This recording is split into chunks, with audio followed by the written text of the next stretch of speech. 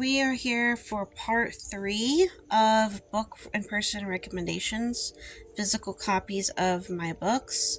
I recently just did a part 2 book video on this section, which is like standalones and my westerns that I were on my bookshelf. I obviously have a few more other westerns, but that's for a much later time when I do have those books with me.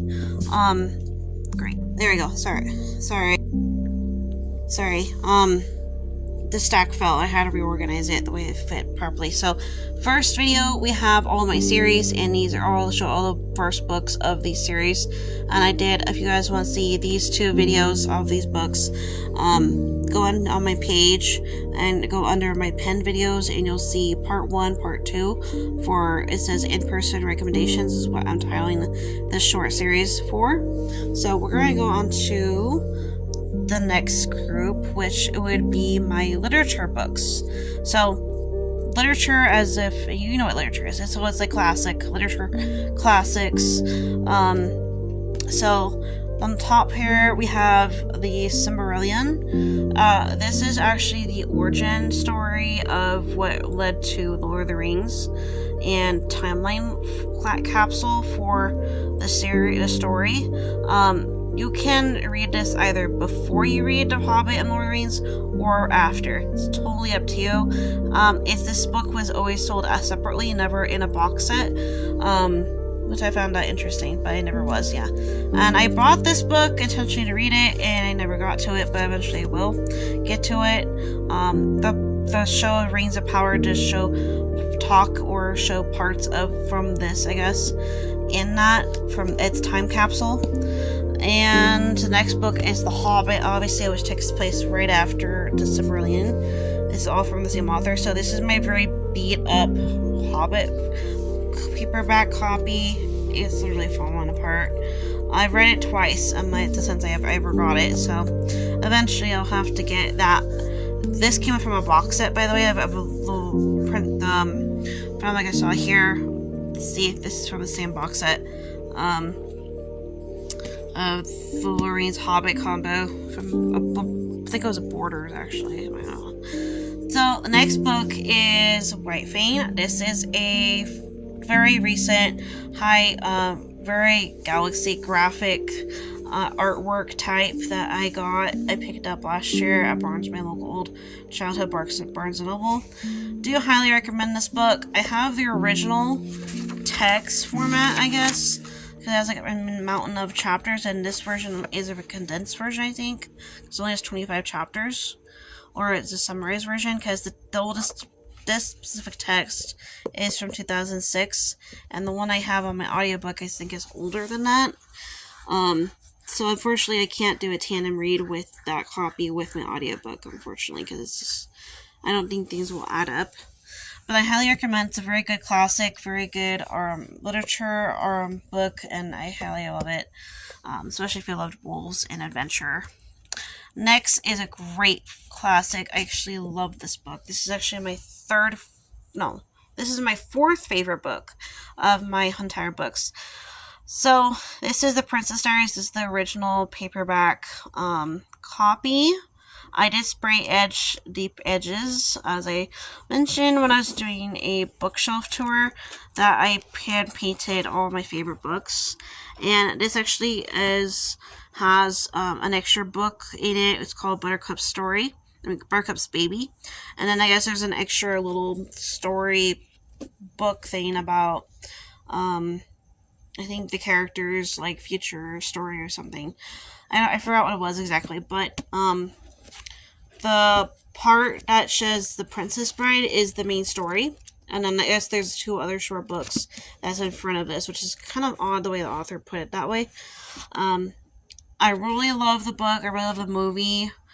I even have the costume from one of her dresses. So that's like really cool how big of a fan I love this. I also have the movie soundtrack, and so very, very cool. I really love this. It's a very nice romantic and very well written literature, adventure, romance book. So this book actually considers both a multi group section, basically, book. It would go for my movies, it would go for my literature section, it would also go for my romance section. So, very, very cool. I just decided to put it with my literature, because it's technically, I would count it as a literature book.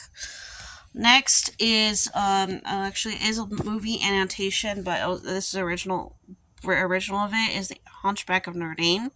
I actually found this at Barnes & Noble, by no means that I was actually really looking for it. This is the original. It is a little more sad, a little more dark themed than the actual Disney movie, which I'm aware of, and it does tell you a warning segment about that in the first, few pages before jumping into the actual chapters. So that's nice that they give you they give that to you in the front here. Videos from an editor or something. And I do recommend this. It is for older readers. It is instead of France. It is a little more complicated literature, but it is very good, and I do recommend it.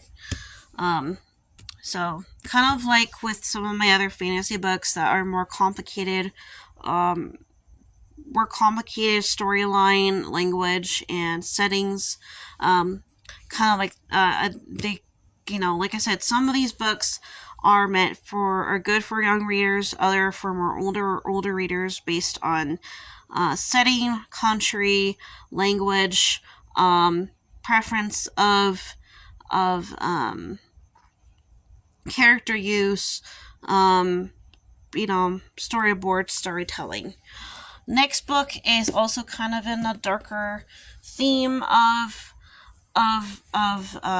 tension and mystery and growth and such. And this is actually could consider multi-purpose, a multi-theme. So this is the classic horrors. This is a Phantom of the Opera. This book is kind of dark in the sense of that it's not a fluff story, but it is an interesting, does have a romance theme to it. It does have a survival mystery. It's mostly, I would count it as a mystery literature book, honestly, with some horror theme to it, because the actual guy that it concerns as a phantom was born, kind of like the Hunchback, they were born deformed. But it has to take somebody to kind of appreciate them, or at least help them see within themselves that they're not really that ugly. There was just, it wasn't their fault, So it's kind of what those two stories from France, these are both from France, by the way, they're kind of based off of it in a broad sense like that.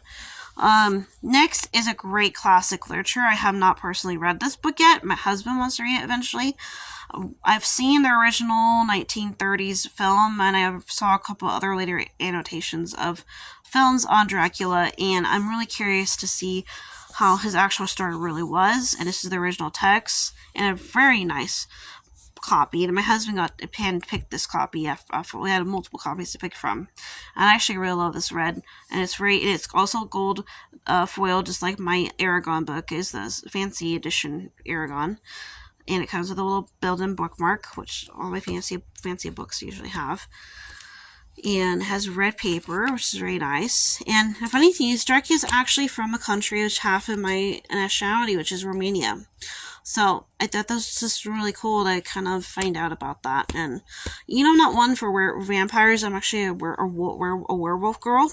It's just actually one vampire book I would actually own because of literature and where he's from. Last book is a very nice book, and I actually can't wait to jump into this. I actually own the movie, and this is the actual original story of King Arthur. This is a Barnes & Noble bundle. This is actually the one that you can you could find them on Amazon, but Barnes & Noble exclusive. This also is foiled. This has fancy paper. Nice text. It has very nice, I just saw it. Crap, wait. It has very nice artwork. The chapters are in world long word here, it says, and a very elegant medieval timeline, which I really love, and I highly do recommend this for any age, actually. and it's very, very cool. I highly recommend this. This is a very great staple book in your library. I highly recommend this.